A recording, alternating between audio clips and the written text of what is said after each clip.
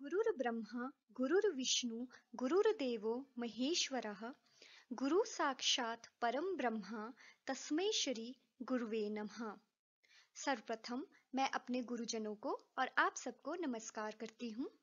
Welcome to my channel wisdom of Ayurveda. Myself doctor Tanvi Sood, MD Ayurveda. Today in this video we will discuss is COVID-19 described in Ayurveda? क्या कहीं हमें corona virus disease का वर्णन आयुर्वेद में प्राप्त होता है? आयुर्वेद में कोविड-19 का वर्णन है या नहीं, ये जानने के लिए आयुर्वेद के गहरे ज्ञान को जानने की आवश्यकता है। आयुर्वेद में बहुत ही सुंदर श्लोक मिलता है, दैट इज प्रत्यक्षम ही अल्पमः अनअल्पम अप्रत्यक्षम अस्ति यद आगम अनुमान युक्तिर्भि उपलभ्यते। अर्थात प्रत्यक्ष ज्ञान करने योग्य वस्तुएं बहुत कम हैं और अप्रत्यक्ष बहुत अधिक, जिनकी प्राप्ति आगम अनुमान और युक्ति प्रमाण से करनी चाहिए। Here प्रमाण means scientific investigations. It is ancient method of research which is used to acquire correct knowledge. Like any other branch of knowledge, Ayurveda may need to obtain new evidences from time to time for its advancement. इसलिए इन विभिन्न प्रमाणों की सहायता से हमें जिन विषयों का वर्णन नहीं है उन्हें जानने की कोशिश करनी चाहिए। बट वन क्वेश्चन अराइज, क्यों आयुर्वेद इतना वास्ट होने के बावजूद इसमें कुछ विषयों का वर्णन प्राप्त ही नहीं होता या बहुत कम प्राप्त होता है? क्यों बहुत से विषय अप्रत्यक्ष हैं? इसके लिए एक सूत्र आयुर्वेद में प्राप्त होता है, दैट इज न शक्यम विस्तरेण अपि वस्तु। अर्थात सभी चीजें विस्तार से कहना संभव नहीं है। Our maximum ancient literatures are in the form of श्लोक और सूत्र। चरक संहिता के सूत्र स्थान के अध्याय 4 में एक श्लोक मिलता है, दैट इज मंदा नाम व्यवहाराय बुद्धि नाम बुद्धि वृद्धये। अर्थात मंद बुद्धि वालों के व्यवहार के लिए और बुद्धिमान व्यक्ति के बुद्धि की वृद्धि के लिए आयुर्वेदिक ग्रंथों को ना बहुत संक्षिप्त तथा ना अधिक विस्तृत वर्णित किया गया है। इसलिए बुद्धिमान व्यक्ति को इन्हें आधार बनाकर सदा अपनी बुद्धि की वृद्धि करनी चाहिए। आयुर्वेदिक ग्रंथों में जिन चीजों का वर्णन नहीं मिलता है उन्हें जानने के लिए एक नए कॉन्सेप्ट को आयुर्वेद में ऐड किया गया है, that is the concept of अनुक्त। अनुक्त का अर्थ है अनसेड, अनडॉक्यूमेंटेड, अनहर्ड। अर्थात ऐसे विषय जिनका आयुर्वेद ग्रंथों में वर्णन नहीं मिलता है उन्हें हम अनुक्त कह सकते हैं। अनुक्त कॉन्सेप्ट को basically extra pharmacopoeial drugs, that is ऐसे औषधीय द्रव्य जो कि ट्रेडिशनली यूज किए जाते हैं लेकिन आयुर्वेदिक लिटरेचर में जिनका वर्णन नहीं मिलता है, उन्हें डॉक्यूमेंटेड करने के लिए शुरू किया गया है। मॉडर्न में इस कॉन्सेप्ट को रिवर्स फार्मेकोलॉजी कहते हैं। अतिदेश तंत्र युक्ति के द्वारा हम अनुक्त कॉन्सेप्ट के जरिए अनुक्त व्याधियां, अनुक्त चिकित्सा, अनुक्त लक्षणों को भी आयुर्वेद में डॉक्यूमेंट कर सकते हैं। So first of all, what is व्याधि अनुक्त? विकारानाम कुशलो न जहियात कदाचन न ही सर्व विकारानाम नामतो अस्ति ध्रुवा स्थिति।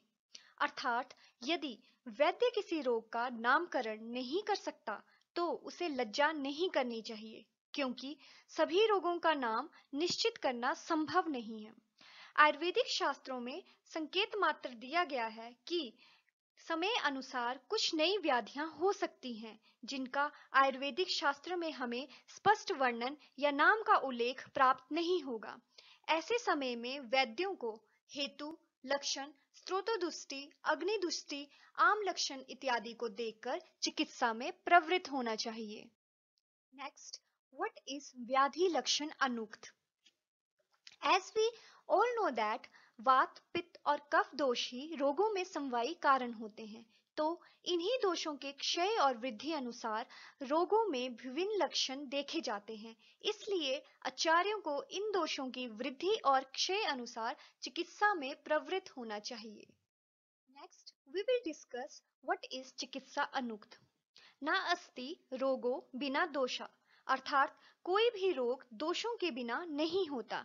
इसलिए यदि किस रोग की चिकित्सा का वर्णन नहीं किया जाता तो प्रकोपित दोषों के अनुसार हमें चिकित्सा में प्रवृत्त होना चाहिए। Now, one thing is clear to all of us that as it is, COVID-19 is not described in Ayurveda.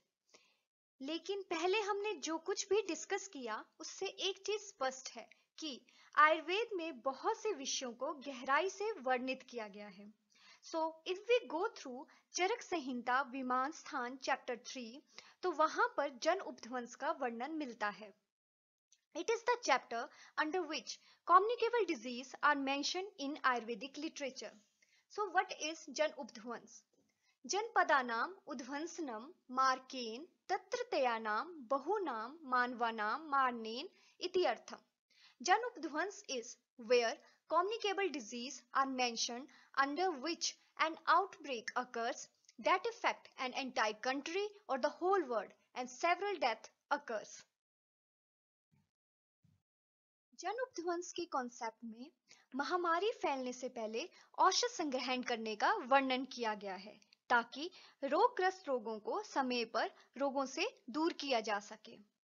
अगर हम इस पर्सपेक्टिव को कोविड-19 में देखें तो first need during this pandemic is medical facility and drug sufficiency.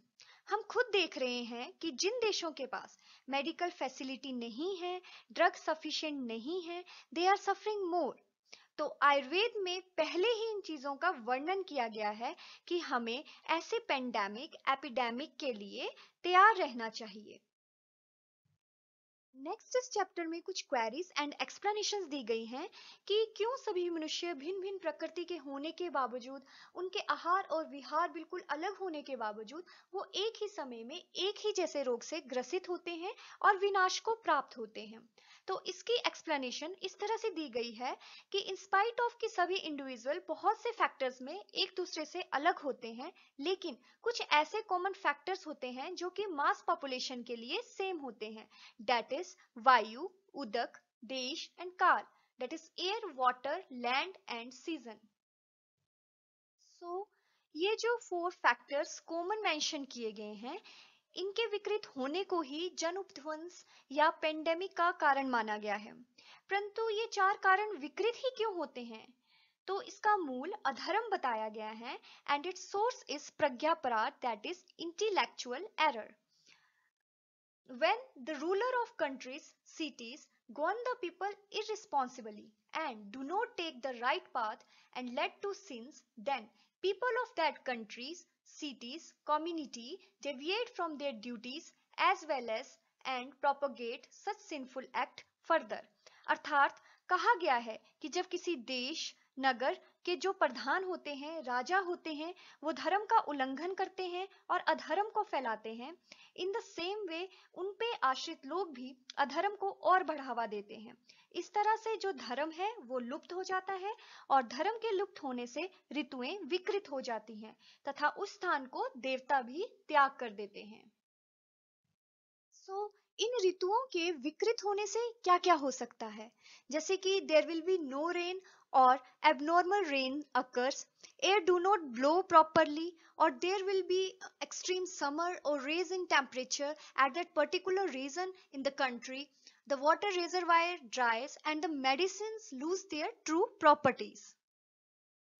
And as a result of this, सप्रिश्य अवयव आहाराय दोषात अर्थात स्पर्श और खाद्य पदार्थ दोषों से ग्रसित हो जाते हैं और जनपद नष्ट होने लगता है। So we can clearly consider COVID-19 under जन उपध्वंस। अब अगर हम सुश्रुत संहिता की ओर ध्यान दें तो सुश्रुत संहिता के निदान स्थान के चैप्टर 5 में अनुपसर्गिक रोगों का वर्णन किया गया है। अनुपसर्गिक डिजीज आर कम्युनिकेबल डिजीज। इस चैप्टर में कम्युनिकेबल डिजीज के वे ऑफ ट्रांसमिशन बताए गए हैं। प्रसंगात गात्र संस्पर्शात निश्वासात सह भोजनात सह शय्या आसन च अपि वस्त्रमाल्य अनुलेपनात्। That is by physical contact, expired air, eating with other peoples, by sharing plates, sharing bed, clothes and cosmetic, spread the communicable disease from one person to another person. So, according to Sushruta, हम कोविड-19 को अनुपसर्गिक disease के under consider कर सकते हैं और इसके निदान को हम ईशत उक्त मान सकते हैं. Now we will discuss, according to Ayurveda, what may be the possible pathology of COVID-19. We can consider these as the Samprapti Ghatak of COVID-19.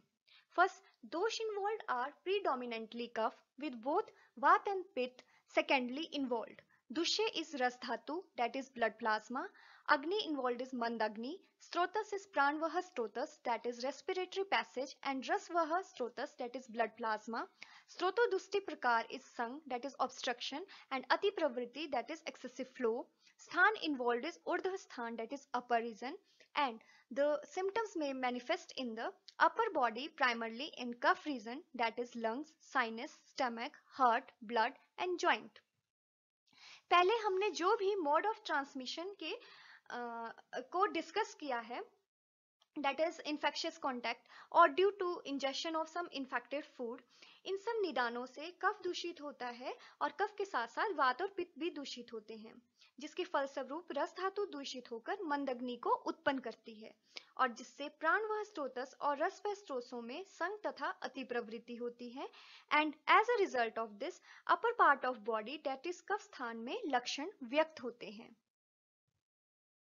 So in the end of this video, conclusion is, any topic can be of three type.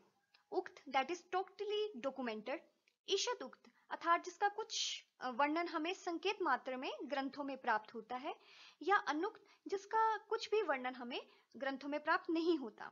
सो इन सब से हम एक conclusion निकाल सकते हैं कि कोविड-19 का जो नोमेनक्लेचर है दैट इज अनुक्त, बट उसके जो निदान है या चिकित्सा है वो जनुपध्वंस या अनुपसर्गिक रोगों के परिप्रेक्ष्य में जो है वो ईशत उक्त कही गई है.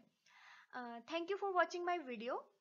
In my next video, I will discuss with you ईशत उक्त or the possible treatment and the precaution measure for the COVID-19 in Ayurveda. Stay safe and healthy.